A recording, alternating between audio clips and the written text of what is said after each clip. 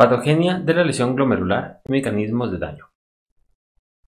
En este apartado del módulo hablaremos de la patogenia. Lesión glomerular y mecanismos de daño. En este apartado del módulo hablaremos de la patogenia de la lesión glomerular y sus mecanismos de progresión. La mayoría del daño a los glomérulos es de naturaleza inmune o secundaria al depósito de inmunoglobulinas. Estas pueden estar dirigidas contra antígenos propios de las estructuras glomerulares y formarse complejos in situ, o formar complejos antígeno-anticuerpo por antígenos propios del glomérulo. También pueden formarse inmunocomplejos contra antígenos implantados que pueden ser endógenos o exógenos. Otros mecanismos de daño son la lesión por daño celular o por activación anómala del complejo. En esta tabla se resumen algunas de las etiologías que ocasionan el daño mediado por anticuerpos, de manera in situ o complejos circulantes. En este esquema se ejemplifica el mecanismo de formación de complejos circulantes e in situ. Cuando hablamos de la formación in situ de inmunocomplejos, nos referimos a aquellos que se forman localmente contra antígenos extrínsecos que se implantan en la membrana basal glomerular. En este diagrama tenemos las estructuras glomerulares ejemplificadas. Los antígenos se implantan en la membrana basal glomerular y los anticuerpos circulantes reaccionan contra estos. Un ejemplo de esto es la nefropatía membranosa, en la cual hay la formación de inmunocomplejos locales contra un antígeno denominado receptor de fosfolipasa A2. Estos complejos se depositan en la cara subepitelial y ocasionan histológicamente un engrosamiento, de ahí el nombre de esta entidad. El depósito se observa en el estudio de inmunofluorescencia, que nos muestra específicamente el sitio de unión de estos complejos, y por eso su patrón se denomina granular. En algunas ocasiones, los antígenos no son propios y se denominan antígenos implantados, y estos pueden provenir de distintas fuentes, como antígenos catiónicos con componentes aniónicos. Característicamente, el ADN y los nucleosomas tienen un aumento de afinidad a los componentes de la membrana basal glomerular, pero que también se pueden implantar en el mesangio y formar complejos inmunes. Otro modelo de patogenia implica anticuerpos dirigidos contra componentes normales de la membrana basal glomerular, que se denominan como anticuerpos antimembrana basal glomerular. En estos hay un patrón de depósito lineal, difuso y característicamente la enfermedad de Goodpasture se manifiesta de esta manera. No solo se depositan en la membrana basal glomerular, también en los alveolos, lo que ocasiona hemorragia pulmonar. Esta enfermedad tan severa ocasiona el 5% de todas las glomerulonefritis y su patrón de daño se denomina necrosante y con la formación de semilunas, que condiciona una glomerulonefritis rápidamente progresiva. Histológicamente lo podemos observar como en esta lámina, en la cual observamos metenamina de plata con colapso glomerular y la proliferación de células epiteliales. Estas estrías más rosadas corresponden a fibrina. Con inmunofluorescencia podemos observar que el patrón de depósito es lineal y difuso en la membrana basal glomerular. El tercer mecanismo corresponde al depósito de inmunocomplejos circulantes, en el cual hay un atrapamiento en la estructura glomerular del inmunocomplejo y que puede ser de naturaleza endógena, como en el lupus eritematoso sistémico o la nefropatía por IgA. También pueden ser exógenos, como en el contexto de una infección crónica. Algunos antígenos tumorales pueden implantarse en estos sitios.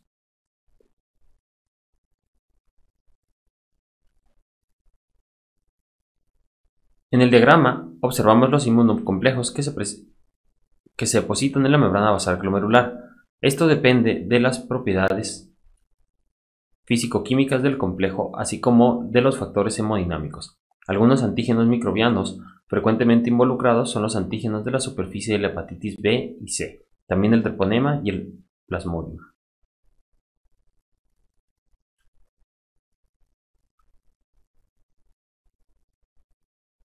Una vez que se han depositado los inmunocomplejos, se desencadenan distintos mecanismos de daño generados por la reacción inflamatoria local, debido a que los inmunocomplejos exponen la fracción Fc de las inmunoglobulinas, y los leucocitos, células mesangiales y glomerulares reaccionan a estos. Dependiendo de la naturaleza, podemos nosotros tener depósitos subendoteliales, como se aprecia en el diagrama. En esta imagen de microscopía electrónica podemos ver el depósito de depósitos electrodensos. También puede haber depósitos subepiteliales como los que se observan en el diafragma.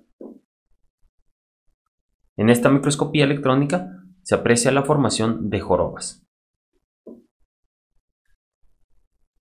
La localización de estos inmunocomplejos, entonces por inmunofluorescencia, tiene distintos patrones, de tal manera que podemos ver los de localización membranosa o mesangial. El daño glomerular observado va a depender del tiempo de exposición de los inmunocomplejos. Aquellos que se depositan de manera aguda porque su formación resulta de un solo episodio son degradados paulatinamente por neutrófilos, monocitos, células mesenquimales y por las mismas proteasas del proceso inflamatorio. Histológicamente tendremos hipercelular glomerular, principalmente del endotelio y los leucocitos. El ejemplo más claro es la glomerulonefritis post-estreptocóxica. Por otro lado, si la exposición al antígeno es prolongada en forma de ciclos repetidos de lesión, se van a activar mecanismos de respuesta glomerular en forma de síntesis de membrana o proliferación mesangial. Los ejemplos de estos patrones los podemos ver en el lupus eritematoso sistémico o en la hepatitis viral. ¿De qué depende la localización de estos inmunocomplejos? De su carga y su tamaño. Aquellos altamente catiónicos van a atravesar la membrana basal glomerular y depositarse en la porción subepitelial. Aquellos con carga neutra van a depositarse predominantemente en el mesangio. Las macromoléculas altamente aniónicas pueden atravesar libremente la membrana basal glomerular sin actividad nefritogénica o estar en el espacio subendotelial. Los complejos circulantes muy grandes son fagocitados previamente a su depósito y si llegan a la membrana basal son en cantidades no significativas.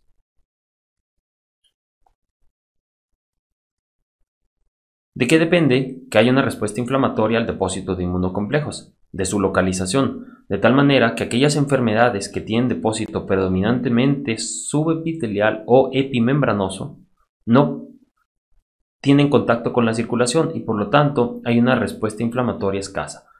Estas en general se denominan nefropatías. Por el contrario, aquellas de localización subendotelial y mesangial, por estar en contacto con la circulación, tienen una mayor probabilidad de incitar una respuesta inflamatoria.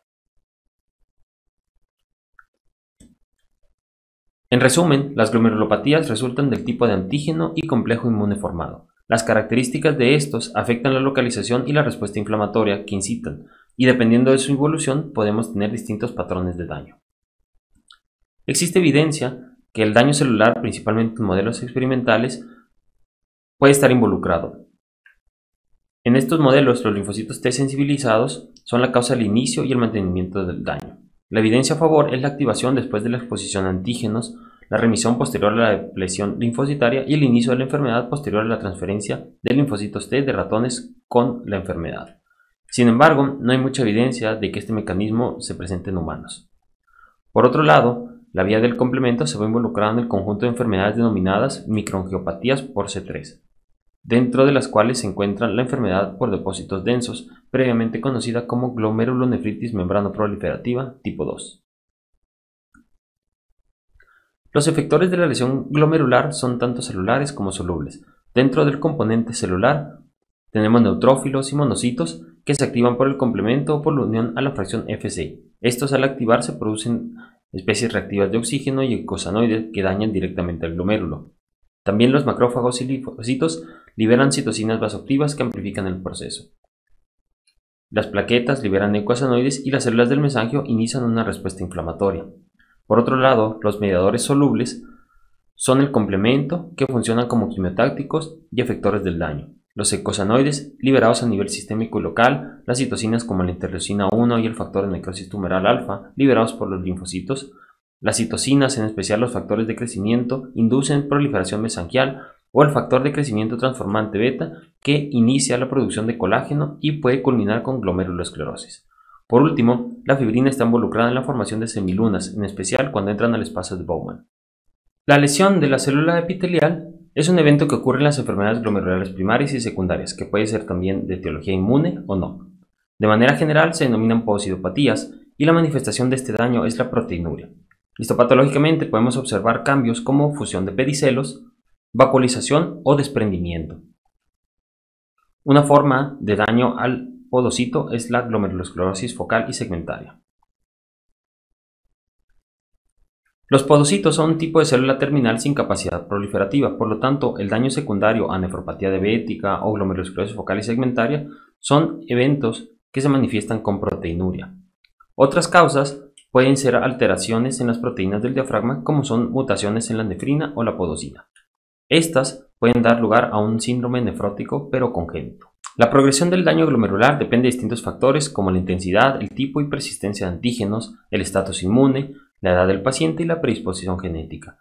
La insuficiencia renal terminal es un hallazgo clínico en el que el volumen de filtrado glomerular disminuye del 30 al 50% de lo normal. La progresión al daño terminal es paulatina pero sin reversa. Conocer estos factores puede modificar la enfermedad y poder prever tratamientos que retrasen o prevengan el desenlace en forma de diálisis o trasplante renal. Histopatológicamente existen dos patrones que se observan en el daño renal progresivo: la glomerulosclerosis focal y segmentaria y la fibrosis túbulo-intersticial. La glomerulosclerosis focal y segmentaria se refiere a la obliteración fibrosa de una parte del glomérulo y, como se mencionó, esto desarrolla proteinuria. También puede haber daño funcional progresivo. Este daño puede ser causado por enfermedades propias del podocito y algunas no glomerulares como la hipertensión. En este contexto puede haber mecanismos compensadores como la hipertrofia glomerular. La fibrosis intersticial y el daño tubular se manifiestan en glomerulopatías agudas y crónicas, de causa inmune o no, y el daño a este compartimento correlaciona mejor con la disfunción renal que la glomerulopatía en sí. El mecanismo de daño puede ser isquemia distal a los glomérulos escleróticos, inflamación intersticial o pérdida de irrigación en los capilares peritubulares. También hay evidencia que la proteinuria causa daño directo a las células tubulares, las cuales responden elaborando citocinas proinflamatorias, quimiosinas y factores de crecimiento que estimulan la fibrosis. En esta imagen observamos glomérulos completamente esclerosados asociados a un aumento muy importante del intersticio con atrofia tubular. Probablemente la causa sea vascular debido a que hay una arteriosclerosis. Gracias.